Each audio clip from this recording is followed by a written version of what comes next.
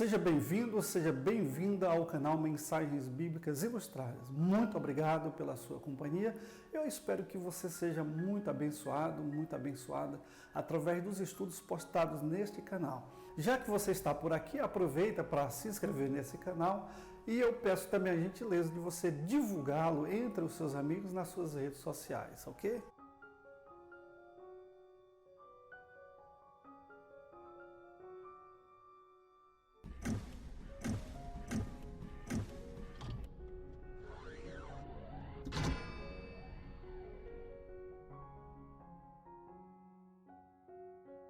Paz a todos, nós estamos de volta com a nossa aula sobre a doutrina de Deus. E nós estamos estudando especificamente sobre a pessoa de Deus, nós estamos vendo agora os atributos.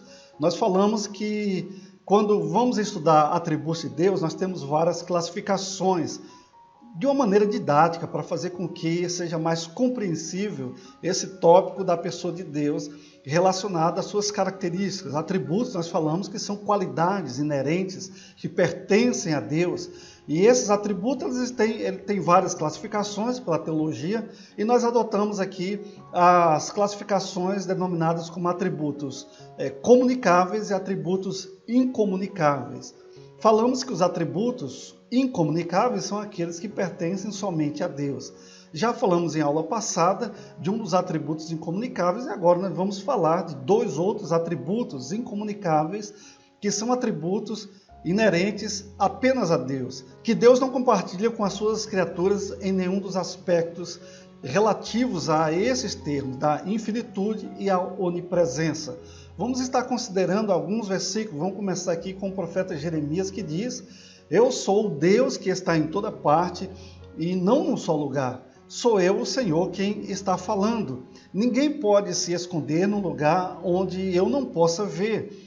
Então vocês não sabem que estou em toda parte no céu e na terra? Jeremias 23, do versículo 23 ao 24. Já o salmista diz: aonde posso ir a fim de escapar do teu espírito? Para onde posso fugir da tua presença? Se eu subir ao céu, tu lá estás. Se descer ao mundo dos mortos, lá estás também. Se eu voar para o oriente, ou for viver nos lugares mais distantes do ocidente, ainda ali a tua mão me guia, ainda ali tu me ajudas. Salmos 139, 7 a 10. Um ser, seja ele de natureza espiritual ou corporal, é considerado finito se sua existência tem parâmetros bem definidos. Tal é a verdade para toda a estrutura do céu e da terra, bem como de cada criatura individual. O mundo, por exemplo, é finito, e embora não haja outro corpo celeste pelo qual se definam os parâmetros da terra, impedindo-a de se expandir além de seus limites atuais, esses parâmetros são determinados, todavia, por sua própria massa. A medição da Terra, do seu centro à sua circunferência, está bem definida, e além dessa circunferência, nada mais é do que o espaço que tem seus próprios parâmetros. O ser de Deus, entretanto, é inerentemente sem quaisquer parâmetros, nem é imposto a ele externamente, e assim Deus em seu ser é infinito no sentido absoluto da palavra.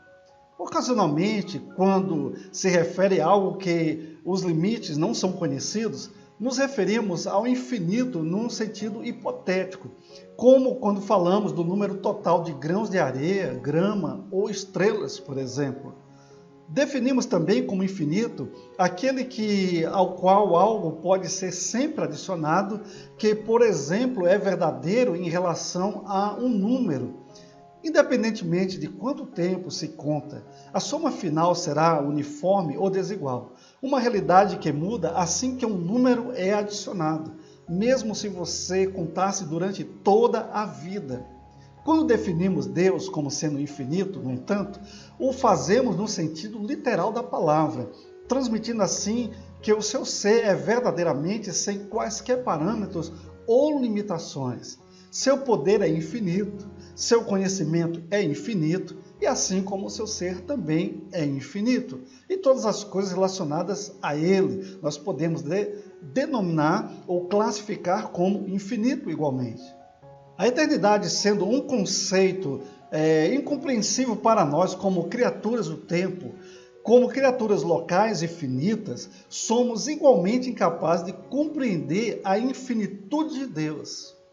Porém, o infinito de Deus exclui os conceitos de quantidade, dimensão e localidade. A fim de ter qualquer compreensão da infinidade do seu ser ou do ser de Deus, devemos, por exemplo, fazer uma comparação hipotética com uma vasta extensão, ao mesmo tempo negando que sejam características de Deus.